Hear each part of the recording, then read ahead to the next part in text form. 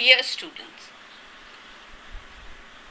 we are going to discuss this is semester 4, that is study paper, and these are the course objective. Now, Unit 1, G. Kalyan Rao, Ambedkar's Annihilation of Caste. Unit 2, Baby Kamle, The Prison We Broke. So now I am covering this text because you will find lot of videos are there on Shamila again. Baby Kamle, The Prison We Broke. So please note down the syllabus, and this book is, you will find it online also in a soft copy. Most of the units I have covered today. This is chapter 11 and I'll be taking chapter 12 also of this Prison We Broke, Jina Amcha. Now many of the students from outside Delhi, they write me often that why don't you make video in Hindi? Yes, I understand Hindi I can make, but because I'm a English professor and I teach English. We speak, in classroom also we prefer this medium only. So, and whatever I'm speaking is not very difficult English because I myself don't know difficult English. I'm a simple, a simple English speaker, and it's all whatever I'm speaking is it could be understood easily. So my request to all of those who are forcing or asking repeatedly to make video in Hindi, it will make your task more difficult, because once you will listen it in Hindi, then you formulate the idea in English and then you will write. So your mind has to go through a lot of activity, lot of exercise. Why shouldn't you just listen once, twice, thrice, and automatically the same medium your mind will capture and you will be able to write down. So for that matter, listen again and again. If you don't understand, listen again. So that is not very big and a very difficult task. Now let's start.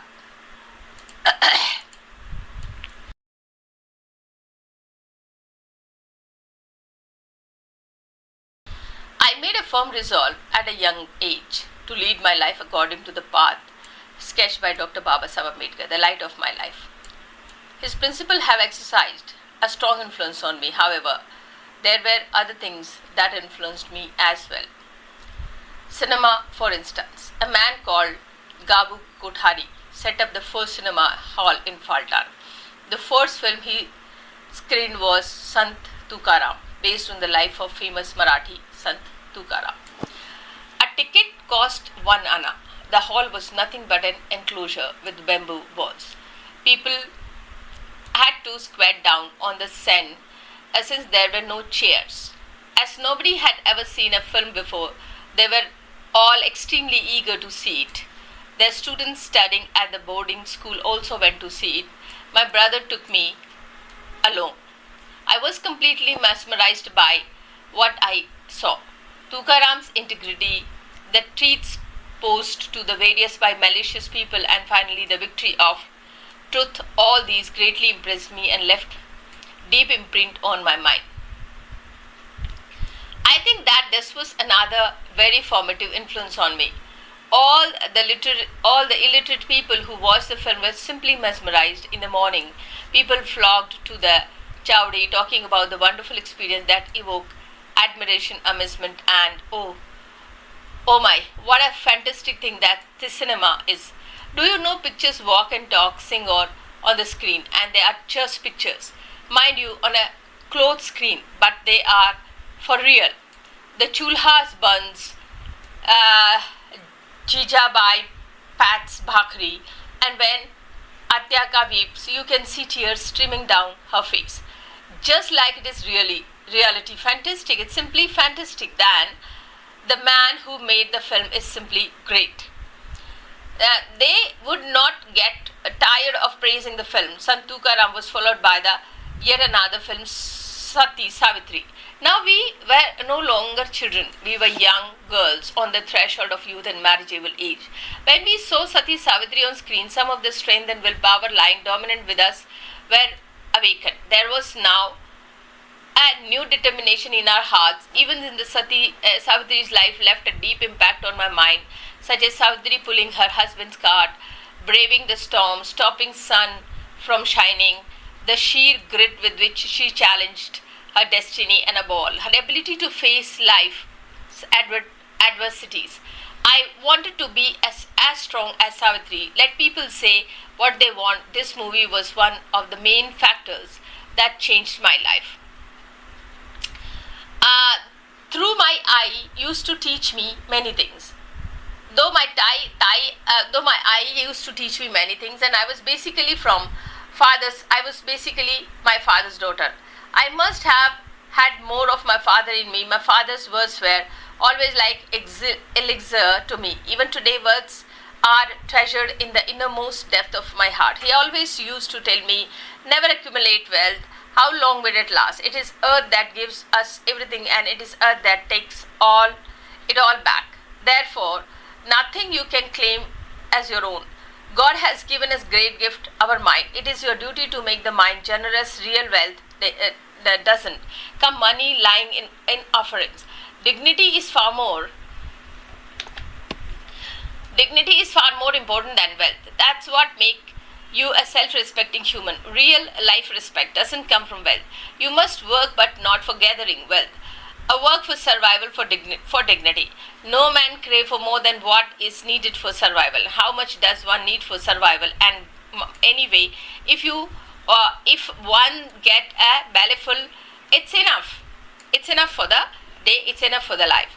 My father believed very strongly that our children should not become liars, because he felt that lawyers would do anything for money. His words echo in my heart to this day. When my eldest son passed his matriculation examination, all of us sat together to discuss the field in which he should choose to make his career. My husband immediately said he wanted our son to be a lawyer.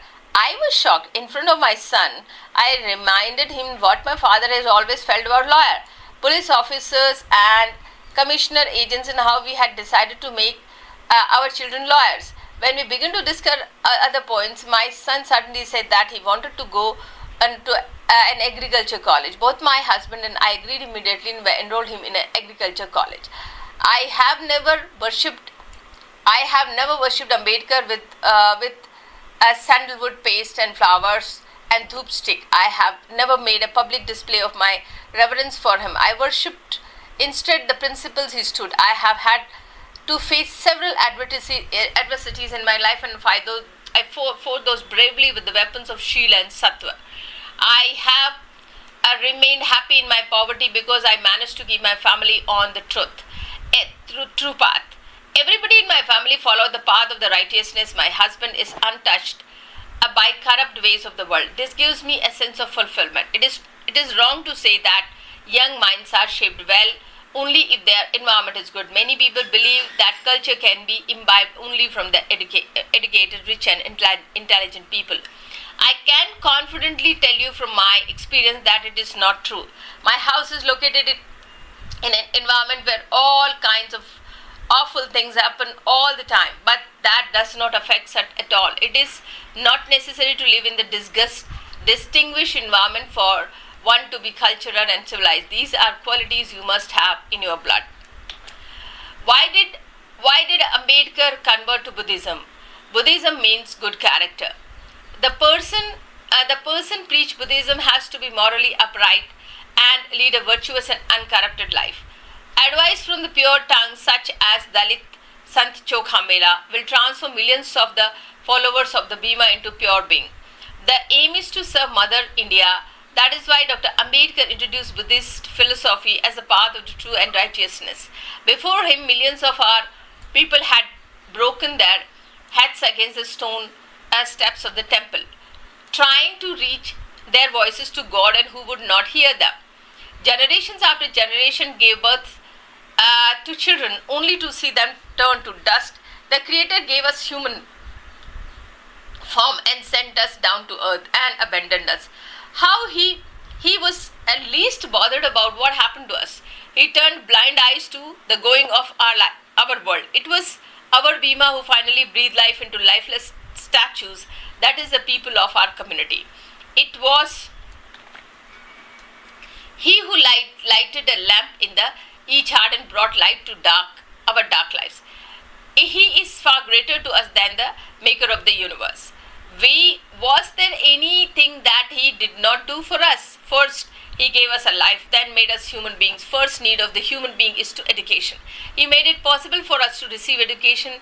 He even spent his money for that. He encouraged us to graduate. He helped us obtain prestigious jobs. He made our households rich. He empowered us to obtain wealth and power. He demonstrated to the whole world that he had an ability to reach the highest position, that we could even be ministers. He strives hard and brought comfort to our doorsteps. Obviously, since he made all of this possible, he is our God. Nay, he is even better. He is God of gods, for it is because of him that the age-old suffering of millions of people could be wiped out within 50 years. He is certainly superior to God. He achieved what even God has not been able to do. Look at yourself. Though Baba did so, Baba did so much for all of us. You and call yourself intelligent have just discarded this thought. Your children have not even the foggiest idea of Dr. Ambedkar was and who Buddha was. You are teaching your children to believe in God. There is an explosion of the ritual fast in your families on the days of the Sanskshit Chaturthi, Saturday, Thursday. You observe fast on so many days. Bhima made you and you rub your nose before the very God that he taught us to discard. Ganesh, Lakshmi, and how many gods? And goddesses do you introduce your children. That is precisely what your ancestor did. They wasted their lives rubbing their nose on the stone steps outside the temple, which God ever took upon mercy upon them. And yet, once again, you have chosen to become a slave of the same God. You are inculcating the same culture in your children. You have simply wiped off Baba's name. All the educated among us have forgotten Baba, and they are basking in the false glory of their so-called greatness. You are the children of our blood, but you have forgotten the blood relationship. We had even imagined that our children would be so crass and so undeserving. We had even thought there would be so much regression. Our hearts bleed. Our chalk. Finally, it is parties that we have given birth, and from that lanes to the high throne of the Dalit. Everybody is dying to be a leader. There is cutthroat competition among the climbers, each plotting against the other. The real world is the world of glorious sacrifices of Bhima. We owe our happiness lives to this sacrifice, his sacrifice. That king among men gave his life for the oppressed like us. The real leader is known by his intense desire and power to transform everybody in his own image. He wants every life to be bright, every home full of light. He wants the light to seep into every nook and corner of the society. He wants the entire edifices of society to be built on the foundation of the Shil, Sattva and Niti for the glory of our country. Now you just have to remember, these are the points we need to discuss. Shil, Sattva and Niti. These are the basic principles of Buddhism. So Dr. Babasaheb Ambedkar talk about the strong character, honesty and the truth inside even in the thoughts of humans.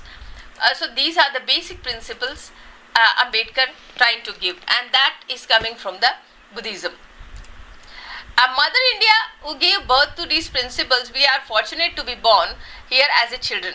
Life does not mean wealth or comfort. It is a state of pure being. Baba could easily have earned mountain of the wealth and he so desired, but he did not.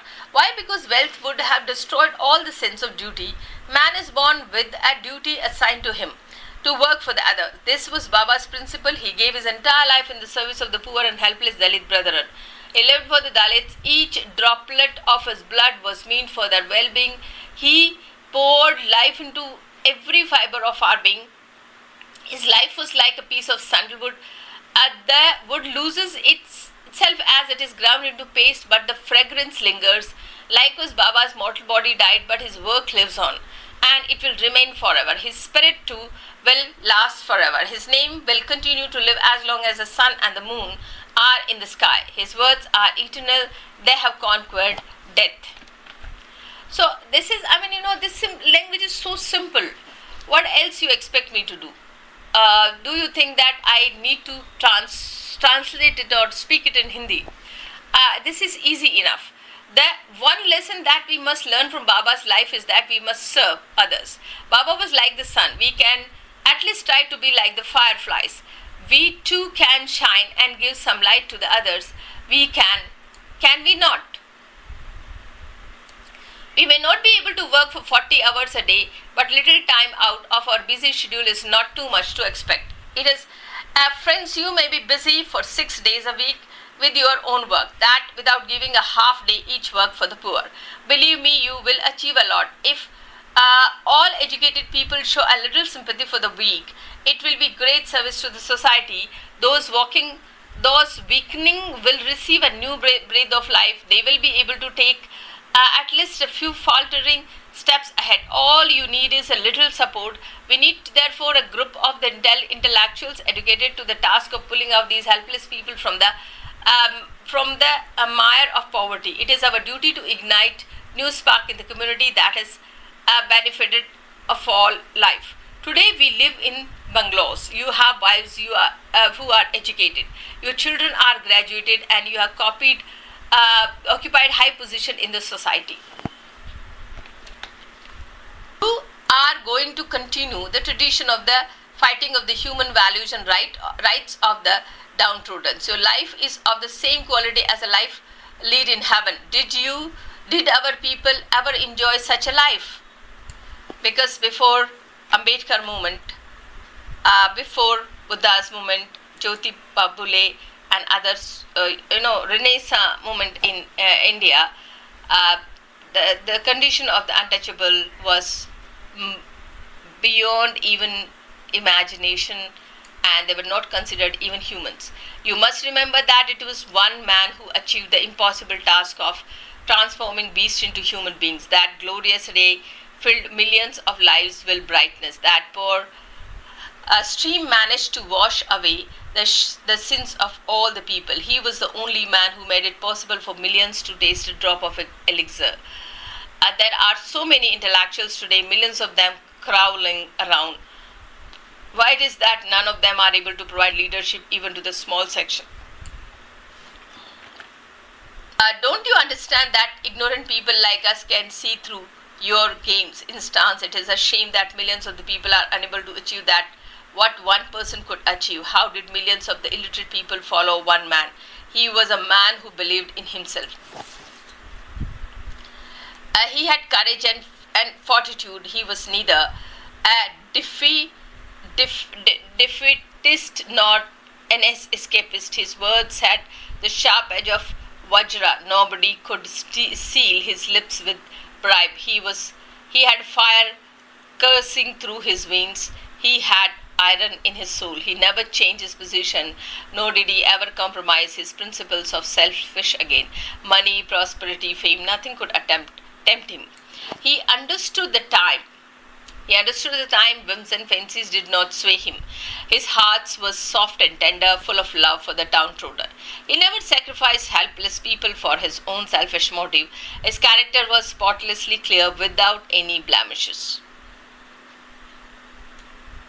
What about us? Our dark settlements do not have even an iota of clean space. There is a world of difference between him and us. Wherever one goes, one sees needless interference, bribery, selfish motives, self-aggrandizement, and relentless and shameless thirst for wealth and fame. What is the true value of bungalow or car? Are they more significant than human beings? Are martial things like God, diamonds, and gems are important than material things like gold, diamond, and gems are more important than living beings? Everybody seems to be preoccupied only with one's own family, one's own wealth. Nobody seems to have any concern for others. Shall I tell you how these self-centered, selfish people think. They say, where is the need to think about the world? What do we have to gain by thinking about the poor? What do we have to do with the beggars out there? We are the people far superior to them. Why should we have concern for them? That would be nothing but degradation of us. We should be demon ourselves. Those people are slum dwellers. They speak a dirty language and they eat leftovers. There is a world of difference between their culture and ours. We live in beautiful mansions and high-rising buildings. We move around in the car, paints our faces, and our children call us Papa and Mummy. We have a relationship with high caste and high class. We have assimilated ourselves into the higher culture. We worship the idols of the Ram and Sita, pray to Maruti and Ganpati, apply to black mark between the eyebrows like a high caste, and make our children recite evening prayers like Shubham Karoti. We teach our children how to sing praise of Hindi gods and goddesses and how to worship them. In short, we claim that we have reached the pinnacle of culture.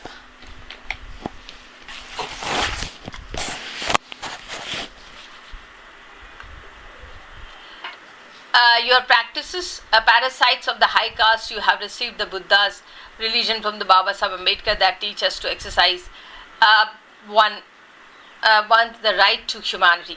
Generation after generations of our ancestors wasted themselves in the service of the high caste, who are like cunning thieves. But still, some of us will not give up, and shouldn't we be ashamed of ourselves? Do you think our struggle was worthless? Baba gave away his whole life for us. Is even that worthless? Some of us have chosen to discard our sights and be deliberately blind. I ask you, do you want to again get into the habit of groping in the dark with a stick just like your ancestors? You narrate the stories of the gods as if it is true history. The high caste tribe very hard to keep alive the stories from the Ramayana and Mahabharata in a mind of young generation. They impress the young minds of the children and stories from the Puranas. But look at yourself. You have forgotten real history. It is hardly 30 years since Baba passed away, but you have already wiped out your memories clean of the teaching. Tell me, do your children know anything about Baba Sahib Ambedkar? Do you know the teachings of the Buddha? And do you have the guts to sing in the praise of your religion, your Baba? You are simply intoxicated with the power of the wealth, and today and generation is not ignorant like us. We were too scared to give us up old customs.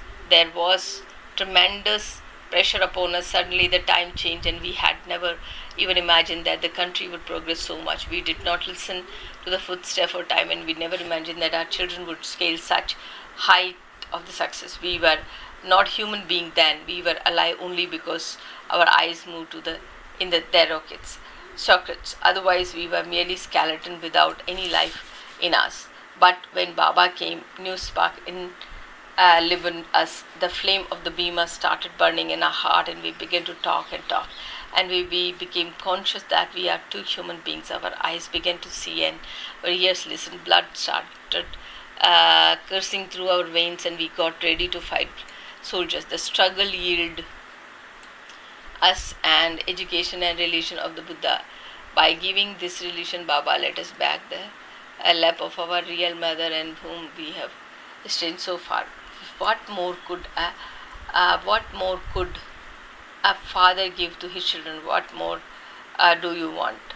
Whatever wealth he had, he left it for us. We have cherished this treasure. We have to use it as well. Today, many of our daughters and daughter-in-laws are graduated, and they are 100 times more superior to ignorant women like us. Even if their husbands forget father's glory of their so-called greatness, it is duty to reprimand their husbands. They should tell us that remember what you are today solely because of Baba Sahib Ambedkar. This life of luxury has been possible if you become him, and but for him you would have to spend your life in some hut and earthen pots, with earthen pots.